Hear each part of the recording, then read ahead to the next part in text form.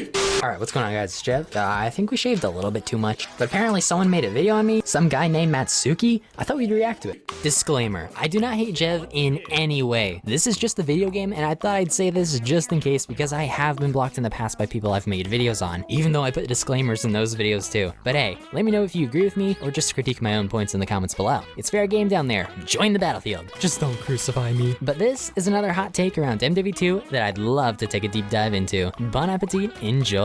So, hot take number 2, we got Mr. FaZe Jev himself back at it again with his addictive love for the non-stop grind on tiny map mayhem. What do you gotta say for yourself? Now listen, I don't know if they're actually watching the videos or listening to that, but do not be discouraged by the player numbers that you see when you see a huge number of people going to Shipment 24/7 and you don't see as many of them being in Shoot House 24/7. You knew that there's a popularity difference between the two maps, okay? That's why they don't work in the same playlist. But understand that Shoot House is the greatest method outside of Shipment for everything else. So it needs to be a staple as well. Same way that Shipment needs to be a staple, Shoot House needs to be a staple. And they both need to be able to shine in their own ways. Keep them up. I have a feeling that, you know, Shipment and Shoot House playlists aren't gonna last. But that is the most healthy way that you guys can, you know, put it out there. You're not gonna get complaints from people. You're not gonna have people screaming about anything. What they should do is actually make a playlist that is specifically on Shipment with Drop Zone, Hardpoint, and maybe even Headquarters. And just name it like SHIPZONE or something. It's an objective only Shipment 24/7 playlist with the most chaotic zone mode. That sounds fun to me. And that's pretty much it. There is a lot, and this is only steps in the right direction. This is a step in the right direction. I really wish that they talked a little bit more about like potential movement changes though. I think that's a really big issue no matter how much you add into the game. So, I don't know if Jev's oblivious because he only hangs out on Shipment every year now, or if it's because he became addicted to the grind in some sort of unhealthy way. If you guys didn't know, Jev used to play a wide variety of COD multiplayer. He'd upload rage tages and general daily sniping on regular core multiplayer maps. But something changed when MW19 Shipment dropped along with the Obsidian grind. Jev took it as a challenge to grind Obsidian out on every single gun in MW19, just to see if there's a final reward. I'll let you know how that went. Yes! I spent the majority of this game's life cycle doing shit I didn't want to do at all. And now I hate the game. If I do play multiplayer, I'm likely back to sniping and shit like that. Well, that didn't last long.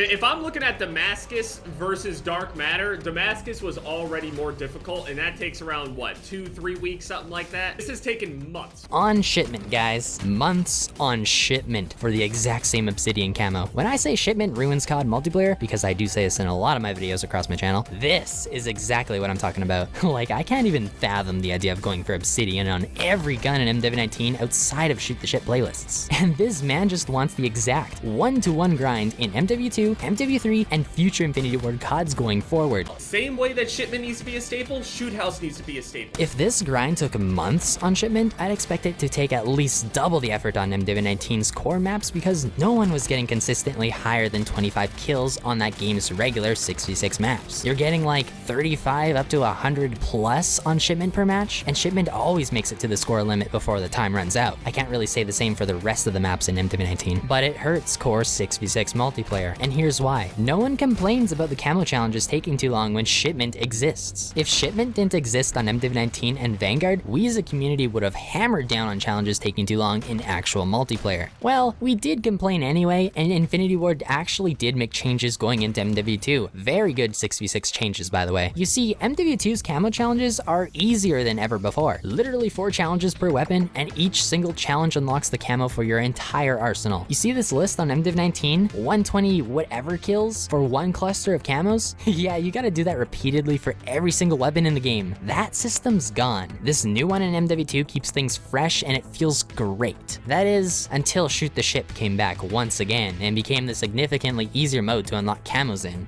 What is the point in this bearable system if you're just gonna spoon feed these camo challenges to the grinders that seem to be addicted to this map? Like, sorry, it's a tiny map. It's a spawn trap central. Literally a legally broken map. If you, my audience, are bothered with Dome and Museum returning for Season 2, I don't see why you wouldn't be bothered by Shipment. At least Shipment. This map has been in way too many CODs, and Dome is starting to get there too. People always ask me about Nuketown when I bring this argument up. Well, if Infinity Ward can't have a staple map, why is it okay if Treyarch always brings back Nuketown? Nuketown. I think my friend Grvxvity said it best. Nuketown has always been marketed as a bonus map, not part of the seasonal content drops. And I agree, but also I wouldn't mind a new Treyarch COD that introduces a brand new original bonus map that isn't small, but uses the same aesthetic as OG Nuketown. Like, Black Ops Cold War Nuketown really sucked, right? It was slightly different from previous Nuketowns with some new gross lines of sight, but what if this Burger Town America map in Cold War was the bonus map right after launch? This map was god tier. It wasn't tiny nor small, and it was a fresh take on the Russians remodeling a fake American town. That's Nuketown's origin story right there. It would make a perfect Nuketown replacement in my opinion. To be honest, I am pretty sick of the COD community that's continuously complaining about new maps and how they only want to play old ones that people loved in the past. They worked then, so they'd work now, they say. They long for a console version of COD Mobile that's just the best of COD, all in one game. I wouldn't mind a COD like that either, but that's not MW2. That's not Vanguard. That's not Cold War. That's not any COD. When a COD is new, it should have new content. It's a premium AAA product. When a COD is a remaster, it isn't new, and therefore it's a AAA remastered product. It's not a full $90 Canadian game, it's a $60 or $70 remake. So Shipment enjoyers, either play a previous year's Shipment, there's many from COD's recent past. I'm sure if you completed the Camo grind and are itching to do more, just do commissions for other people, get paid for your enjoyment, or just ask the devs to make a new COD. Call of Duty Shipment Dripment, or Jev's Call of Duty SHIPZONE. Get yourself 20 variants of Shipment, all in the same game. At least you'd get some visual variety. And add modes like Jev said. Drop Zone is coming. Again, my idea for that playlist, try it out. I'm just saying, I think people will like it. Make a playlist that's like, quote, small maps, and it's only got zone playlists, and then name the playlist like Zone Blitz or some stupid corny shit. It's so easy, guys. Make it more chaotic with 20v22. Add a mode without streaks. Add a progression system that gives players MW19 style of camo grind, but give players an ultimate reward for getting Obsidian on every single gun. Create more rewards along the way too. If I get Obsidian on every gun in one weapon type, why not reward that? And make these rewards transferable between COD SHIPZONE and the newest premium Call of Duty title. Heck, why not bundle this into Warzone 2 as a $30 upgrade? Just keep Shipment and other tiny maps at a 6v6. They should not be stable maps. If anything, why isn't Terminal the staple map in Infinity Ward CODs? It originated in the OG MW2 and became a bonus map in MW3. It got a futuristic makeover in Infinite Warfare and it was